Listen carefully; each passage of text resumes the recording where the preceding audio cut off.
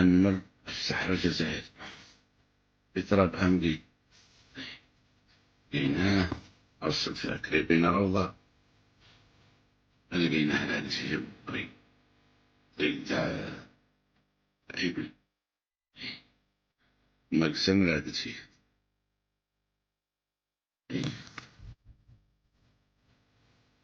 صورناه النمر كيما هو نسمعو بيه بكري نسمعو باين النمر كاين النمر ذا الخطرة شفنا عينينا